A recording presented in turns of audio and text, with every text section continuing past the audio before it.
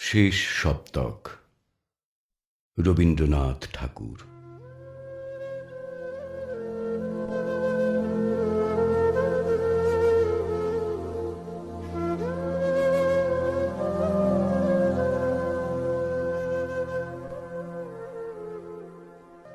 দিনের প্রান্তে এসেছি গোধূলির ঘাটে।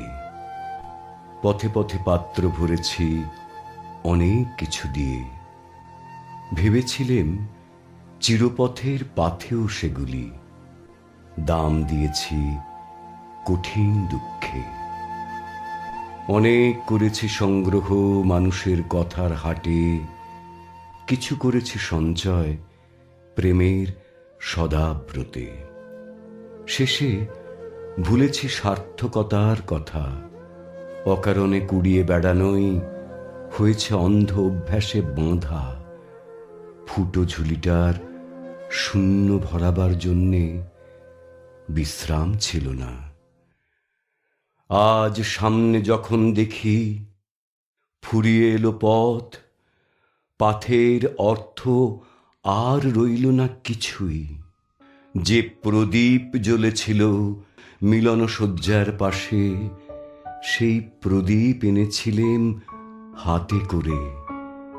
তার শিখা নিবল আজ, সেটা ভাসিয়ে দিতে হবে স্রোতে।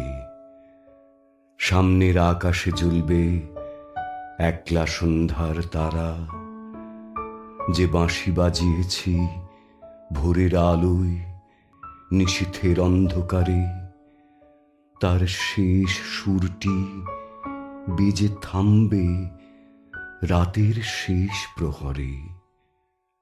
তারপরে যে জীবনে আলো নিবল, সুর থামল, সে যেই আজকের সমস্ত কিছুর মতোই ভরা সত্য ছিল।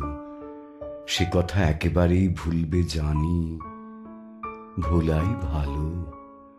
তবু তার আগে কোনো একদিনের জন্য কেউ একজন সেই শূন্যটার কাছে একটা ফুল রেখো। বসন্তের যে ফুল একদিন বেসেছি ভালো। আমার এতদিনকার যাওয়া আসার পথে শুকনো পাতা ঝরেছে, সেখানে মিলেছে আলোক ও ছায়া।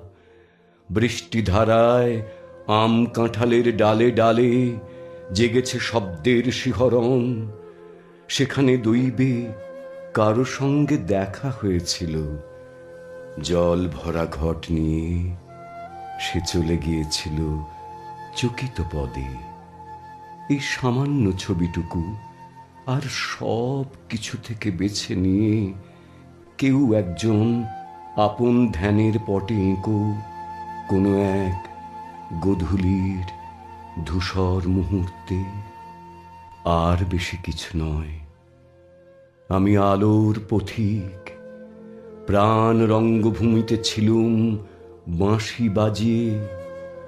পিছনে ফেলে যাব না একটা নীরব ছায়া, দীর্ঘ নিঃশ্বাসের সঙ্গে জড়িয়ে। যে পথিক অস্ত সূর্যের ম্লায়মান আলোর পথ নিয়েছে, সে তো ধুলোর হাতে উজাড় করে দিলে সমস্ত আপনার দাবি।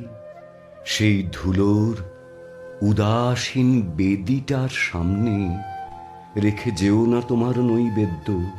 ফিরে নিয়ে যাও অন্যের থালি, যেখানে তাকিয়ে আছে ক্ষুধা, যেখানে অতিথি হয়ে বসে আছে দ্বারে, যেখানে প্রহরে প্রহরে বাজছে ঘণ্টা।